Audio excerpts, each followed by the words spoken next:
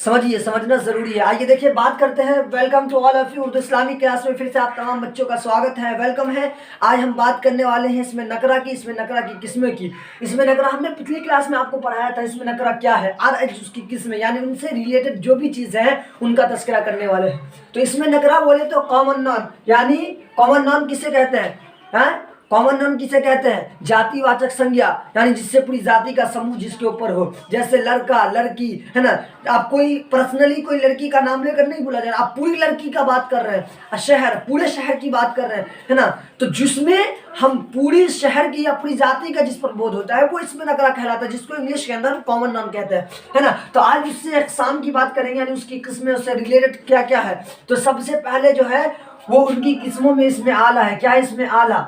समझ रहे हैं? इसमें आला क्या है उसको देखते हैं अभी। इसमें आला वो इसमें नकरा है जो किसी आवाज या हथियार के हैं, जो किसी औजार या हथियार को जाहिर करता है। जिससे किसी औजार या हथियार के बारे में जाहिर हो वो क्या कहलाएगा? इसमें आला। आला का मतलब ऊंचा, आला मतलब होता है ऊंचा, है ना। जैसे चाकू, है ना, ये हथियार है ना। तो ये क्या कहलाएगा? इसमें आला कहलाएगा, है ना। कैंची ये हथियार है, कुल्हाड़ी, है ना, टेंगारी, ये सब सारा का सारा जो हथियार में, तलवार, है ना, ये सब का सब क्या होगा? ये सब का सब क्या होगा? ये सब का सब होगा इसमें आला, है ना। जिससे ये पता चले कि ये हथियार है ना, वो क्या कहलाएगा? इसमें आला कहलाएगा। समझ रहे बात को, है ना। तो इसमें आला वो इसमें नकरा होता है, इसमें आला वो इसमें नकरा होता है जो किसी औजार या हथियार को जाहिर करता है, उसको हम क्या कहते हैं? इसमें आला कहते हैं। जैसे में चाकू, है ना, कैंची वगैरह वगैरह। समझ रहे बात को। आप दूसरा क्या है? इसमें सूत।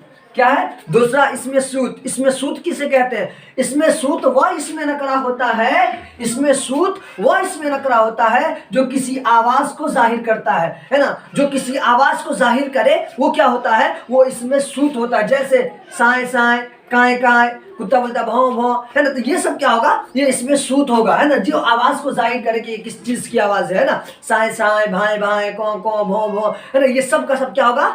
ये इसमें सूत होगा। समझ रहे बात को? इसमें सूत समझ गए, है ना।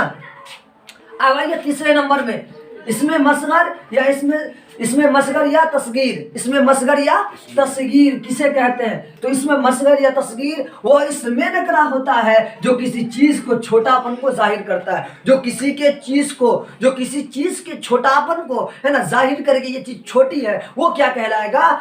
है इसमें मसगर या तस्गीर कहलाएगा। समझ रहे बात को? इसमें मसगर या तस्गीर कौन कहलाएगा? जिससे ये पता चले कि कोई चीज छोटी है, यानी उसका छोटापन जाहिर करे, है ना, उसका छोटापन जाहिर करे, वो क्या कहलाएगा? वो कहलाएगा इसमें सूत, या इसमें मसगर या इसमें तस्गीर। जैसे देगची, है ना, देगची। अब देगची क्या होता है? छोटी चीज होती है। अब देगचा होता है ना, तो देगचा बड़ा हो जाता है ना। लेकिन देगची की बात करें, छोटी चीज को छोटापन जाहिर कर रहा है। देगची में उसका बाप देगचा भी होता है ना, मतलब उससे बड़ा देगचा भी होता है। लेकिन यहाँ पर देगची यानी छोटापन, देगची की छोटापन को जाहिर कर रहा है ना। प्याला, है ना, एक होता था कटोरा भी कह सकता, कटोरा बड़ा होता है प्याला से, है ना, प्याला। तो छोटापन जिससे ये जाहिर हो जाए, जिससे छोटापन बात जाहिर हो जाए, वो क्या कहलाएगा? इसमें मसगर या तस्गीर कहलाएगा। कोई दिक्कत?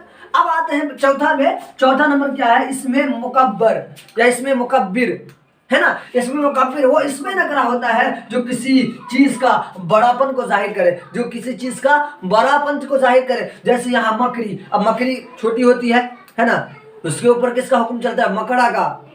मकड़ा, अब वो बड़का, तो ये मकड़ा है, मकड़ी से मकड़ा, ये बड़ापन जाहिर हो गया। अब पहले मकड़ी थी, छोटकी थी मकड़ी, अब उसका जो शौहर हो गया, अब शौहर का दर्जा तो बड़ा होता है ना।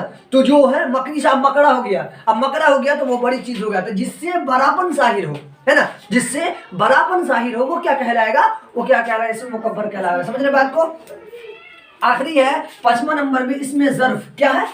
और से यहाँ देखिए, बोर्ड पर ध्यान होना चाहिए आपका। इसमें ज़र्फ क्या है? इसमें ज़र्फ वो इसमें नकरा होता है, इसमें ज़र्फ वह इसमें नकरा होता है जिससे कोई वक्त या जगह को जाहिर करे। जिससे कोई वक्त या जगह के बारे में जाहिर करेगा वो क्या कहलाएगा? इसमें ज़र्फ। कैसे कहिएगा? जैसे स्कूल, है ना, ये कोई जगह पर होता है स्कूल, है ना, तो ये क्या होगा? ये इसमें ज़र्फ होगा। समझ रहे हैं? सुबह, शाम, है ना, वक्त को जाहिर कर रहा है, तो ये क्या होगा, ये होगा, इसमें ज़र्फ होगा। लेकिन इसमें ज़र्फ होता है, लेकिन इसमें ज़र्फ की दो किस्में होती है ना। इसमें ज़र्फ अलग अलग बातों में दो जगह डिवाइड कर दिया गया। एक जगह जगह को डिवाइड कर दिया, एक जगह मतलब वक्त को डिवाइड कर दिया, है ना। जगह में जैसे मस्जिद, है ना, मकाम, सब्जी मंडी, है ना, या स्कूल, है ना, वगैरह वगैरह, ये एक किस्म है उसकी। दूसरा है जैसे सुबह, शाम, दोपहर, रात, दिन, है ना, जिस एक से वक्त जाहिर हो रहा है और एक से जगह जाहिर हो रहा है, तो वक्त और जगह को मिलकर क्या हो जाता है, इसमें ज़र्फ। वक्त और जगह मिलकर क्या हो जाएगा, इसमें सब। यहाँ पर सिर्फ जगह जाहिर कर रहा है, मस्जिद कोई जगह पर होगी, मकाम कोई जगह पर होगा, है ना, सब्जी मंडी कोई जगह पर होगी, तो ये इधर से आया। और सुबह, शाम, दोपहर, रात, दिन, ये एक मतलब वक्त है, तो ये वक्त इधर से आया, तो दोनों मिलकर क्या बन गया, दोनों मिलकर बन गया, इसमें ज़र्फ बन गया। समझ रहे बात को। ये आज की क्लासें हैं आपके लिए, बस आज के लिए बस इतना ही। फिर मिलते हैं नेक्स्ट वीडियो के साथ। अस्सलाम वालेकुम व रहमतुल्लाहि व बरकातुहू।